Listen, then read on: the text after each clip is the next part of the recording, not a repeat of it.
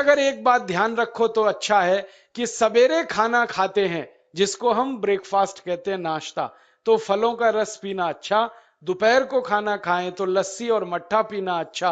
और रात का खाना खाएं तो दूध पीना अच्छा। जो लोग इस नियम का पालन कर सकते हैं, जिंदगी में कभी भी 80 रोग उनको नहीं हो सकते। वात पित्त कफ तीनों ही इस एक छोटे से नियम से संतुलित रहते हैं। तो ये पहला नियम मैंने आपसे कहा।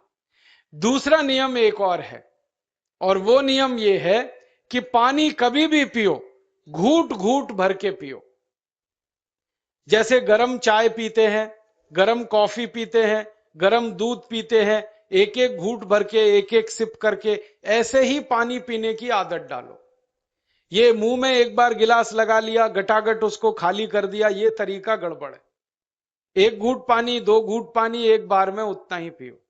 आप बोलोगे ये क्या चक्कर है? बात ऐसी है कि एक एक घूट पानी जब हम पीते हैं तो मुंह की लार पानी के साथ मिलकर पेट में अंदर जाती है। और ये जो मुंह की लार होती है, ये क्षारीय होती है और पेट में हमेशा अम्ल बनता रहता है।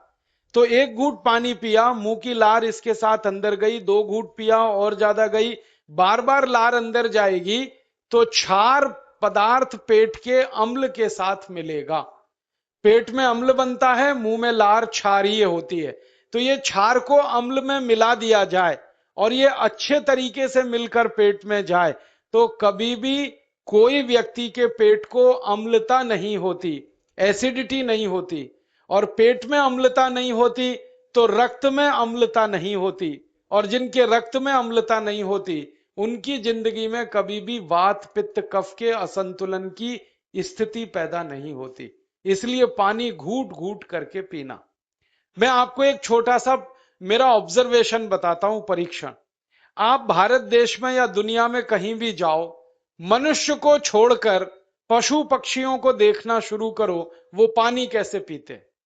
किसी चिड़िया को पानी पीते हुए देखो, किसी पक्षी को पानी पीते हुए देखो, वो चोंच के एक बूंद ही के बराबर ही पानी उठाता है।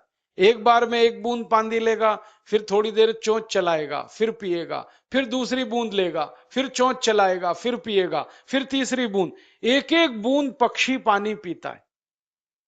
कुत्ते को पानी पीते हुए देखो, चाट चाट के पानी पीता है। शेर को पानी पीते हुए देखो, चाट चाट के पानी पीता है।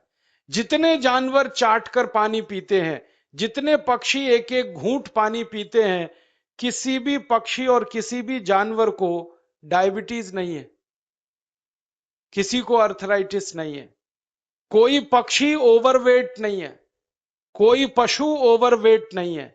वो सब स्लिम और ट्रिम है, क्योंकि वो इतने होशियार हैं कि पानी चाट के पीते हैं या घूट घूट करके पीते। अब मुझे ये हैरानी होती है कि ये पशु पक्षियों को कौन सिखाता है?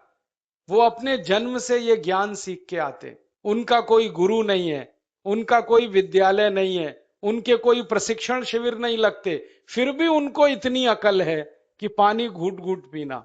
और हम ये मनुष्य जिनके इतने गुरु, इतने विद्यालय, इतने कॉलेज, सीखने वाले, सिखाने वाले, और हम मूर्खों के मूर्ख गटागट गटागट पानी पीते रहते।